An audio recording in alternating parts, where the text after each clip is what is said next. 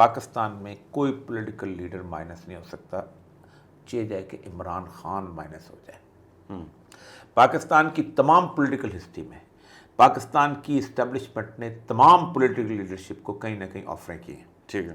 اور وہ آفریں انہوں نے مانی ہیں، اور اس کے بعد راستہ نکلا ہے۔ عمران خان کو آفر کرنے کے لیے پاکستان کی اسٹیبلشمنٹ کے پاس ایک بھی چیز نہیں ہے،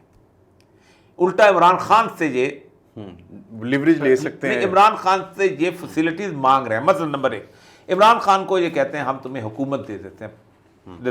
عمران خان کی ایمبیشنز میں یہ شاید شامل نہیں ہے، وہ بار بار یہی کہتا رہا تھا کہ نہیں تمہیں دیکھ لیا سب کچھ، اور میں قوم کے لیے اگر آنا چاہتا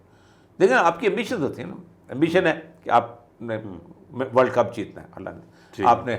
وہ بنانا ہے، شوکت خان بنانا ہے، نمل بنانا ہے،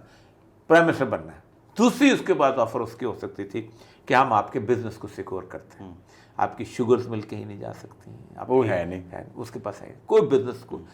ایک بنی گالا ہی ہے نا، وہ اٹھا کے آپ دے دیں گے، وہ ویسے ہی اس کے نام ہے، شوکت خان کے نام ڈیڈیکیٹڈ ہے۔ تیسری اس کے بعد آفر یہ ہو سکتی ہے کہ ہم اپنی اولاد کا مستقبل جو ہے وہ سیکور کرتے ہیں، وہ ادھر ہے نہیں، وہ بھی نہیں آ بھی نہیں سکتی پالیٹکس کے اندر، ٹھیک ہے۔ ایک بیوی ہے نا جو نکلے، وہ بیوی آلریڈی جیل میں ہے۔ آخری آفر یہ ہوتی ہے کہ ہم تمہاری پارٹی جو ہے اس کو ہم ڈس آرگنائز نہیں کریں گے، دوبارہ جو ہے